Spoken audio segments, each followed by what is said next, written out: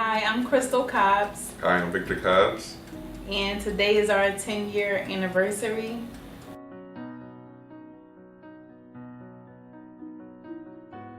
We got married August the 9th, 2008. I was 23 years old, going on 24. Victor had just turned 25. And I remember the day was kind of like how the weather is like 84, 85 degrees. It was like the perfect day for weather. That day I felt sick because I didn't know that I was pregnant at the time. But I just remember that morning feeling so sick and so nervous.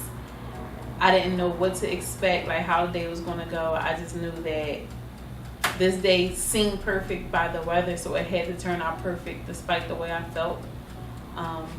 And I just remember us running late to get to the church to get married, and yeah, that's what happened for me. I mean, for me as a 25-year-old about to get married, out of all my friends, I was the first to take that step. So, you know, I actually played it kind of cool. I mean, at that time we had just got our first apartment. We wasn't living together yet.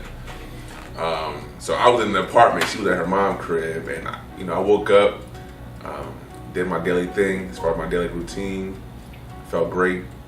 The reason why we was late is because at some point I get some kind of I fall back, and I sometimes become forgetful, and I forgot her ring at the crib when I was at my mom's crib. So I had to run back, go get the ring.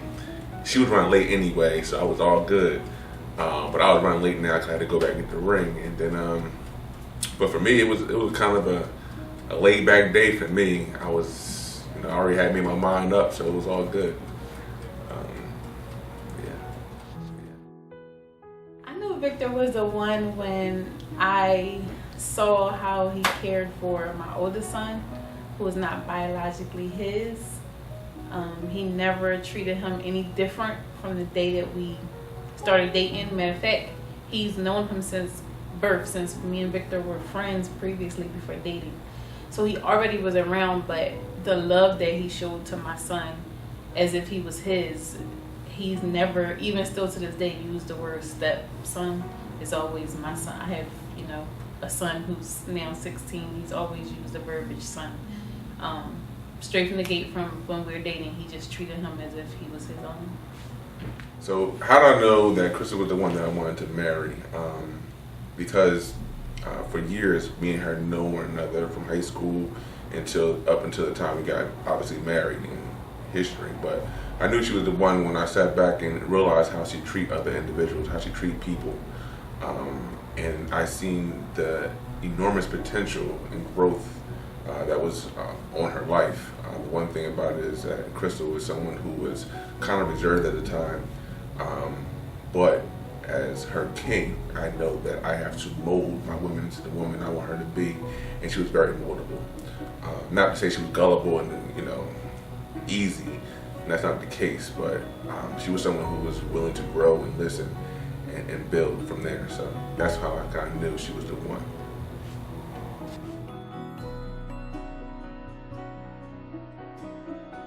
Years went by so fast, so I'm looking forward to the next 10 and 20 and 30 years with Victor. Our 40s, we're in our 30s now. Our 40s are going to be lit because our children will be grown. Facts. We are shaping our 40s right now for the moves that we're making, the sacrifices that we're making now. We are making sure that our children are going to be taken care of in their adulthood. So I just think that our 40s, we're going to be in a whole different level in our 40s. We are in a whole different mind frame now than we were at 23 and 25. And just to see our growth, I'm looking forward to the years that come, the next 10, 20 years together, 30 years, 40, 50, 60, 70 years together. So how do I endure the tough times with Crystal? Marriage. Marriage, right? How does marriage get indulged? So you know the question.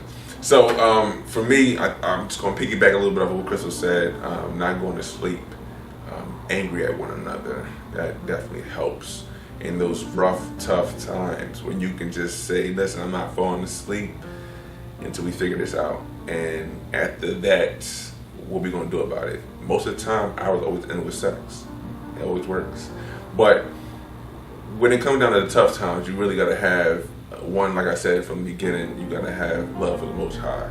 Know what your vision is for your life and of course for your marriage. And stick to it. You know, understand that when you have the plans get a little messed up, the children doing this, focus on that vision of what you have for your marriage, obviously in a positive light. So as long as you keep your eyes on the vision when you're speaking, it assists and helps you a lot to get through those tough times. And the tough times are going to come regardless if you're in a marriage, if you're single, you know, when you're young, when you're old, you're always going to have some type of tough times. But ultimately for me, and how I lead my family is really keeping focus on the Most High in prayer.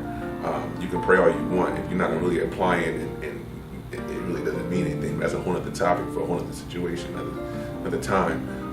But you gotta really apply and understand what you ask the Most High for. He'll give it to you. But what's your action like? So understand your action. So that helps me again to get through those tough times.